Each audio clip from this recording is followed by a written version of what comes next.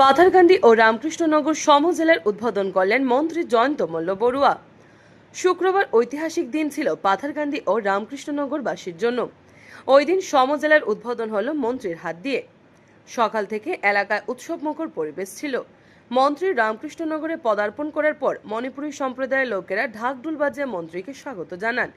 এরপর ফিতা কেটে উভয় সমজেলা অফিসের উদ্বোধন করেন জনস্বাস্থ্য কারিগরি মন্ত্রী জয়ন্ত মল্ল বড়ুয়া। ঠিক এভাবে পাথারকান্দি সমজেলার আজ আনুষ্ঠানিক উদ্বোধন করেন জনস্বাস্থ্য ও কারিগরি মন্ত্রী। এদিন মন্ত্রীর সঙ্গে ছিলেন বিধায়ক বিজয় মালাকার, বিধায়ক কৃষ্ণেন্দু পাল, করিমগঞ্জের সাংসদ কৃপানাথ মালা, দক্ষিণ করিমগঞ্জের বিধায়ক সিদ্দিক আহমেদ, এডিসি ধ্রুবজ্যোতি দেব, রামকৃষ্ণনগর সার্কেল অফিসার সৌভিক দত্ত, রাজ্য কমিটি সিনিয়র বিজেপি নেতা বিশ্বরূপ ভট্টাচার্য, কাছাড় জেলার বিজেপি সভাপতি বিমলেন্দু রায়।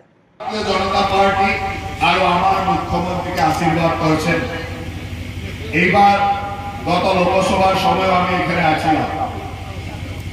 আমার চিন্তা ছিল যে কৃপা ভাই জিতবো কি নাই, কিন্তু আপনারা দেখাই দিলেন কৃপা ভাইকে কিরকম জিতালেন। আপনার সবাইকে আমি ধন্যবাদ জানাই।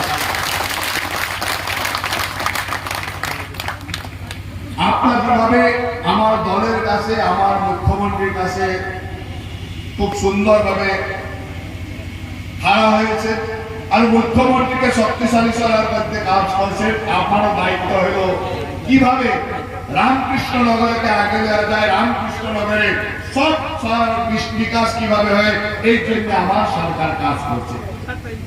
আজকে আমি অত আনন্দ অনুভব করছি যে যেটা আগে রাতাবাড়ি ছিল আসামের 1 নম্বর সমষ্টি, কিন্তু 1 নম্বর এরকম একদম ভিতরে 1 নম্বর, উন্নয়নে 1 নম্বর ছিল না, নাম্বারে 1 নম্বর ছিল রাতাবাড়ি, কিন্তু উন্নয়নে 126 নম্বর ছিল।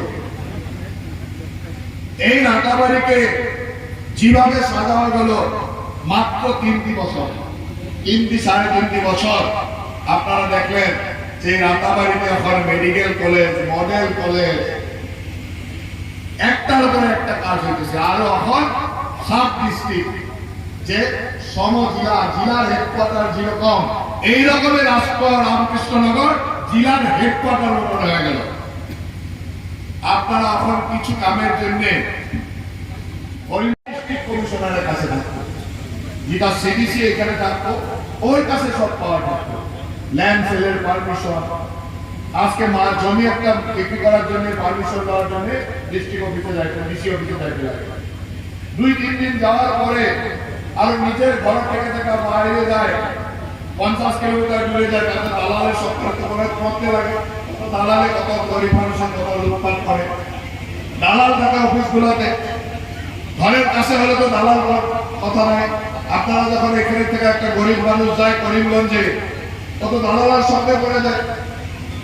এই সব ব্যবস্থাগুলার শেষ করে কিভাবে আমার গরিব মানুষের নিজের ঘরের বাড়ির কাছে সুবিধাগুলো পায়, তার জন্য এই সহযোগিতা।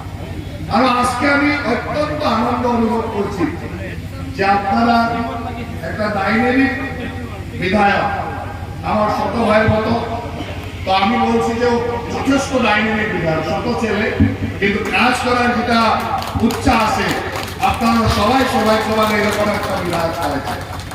এই বয়সে আমিও মন্ত্রী, আমি দেখি অসমের 126টা বিধায়ক, এই বিধায়কগুলো বিভিন্ন কাজে যেভাবে আসে, আর আপনারা বিধায়কে যে অ্যাগ্রেসিভ করে যে নিজের সমষ্টির জন্য এটা কাজ হইতে লাগবে, এইভাবে যে মন্ত্রীর কাছে আছে, তখন বোঝা যায় যে আপনাদের ওর মরম কি, নিজের সমষ্টির জন্য কাজ করা দায়িত্ব।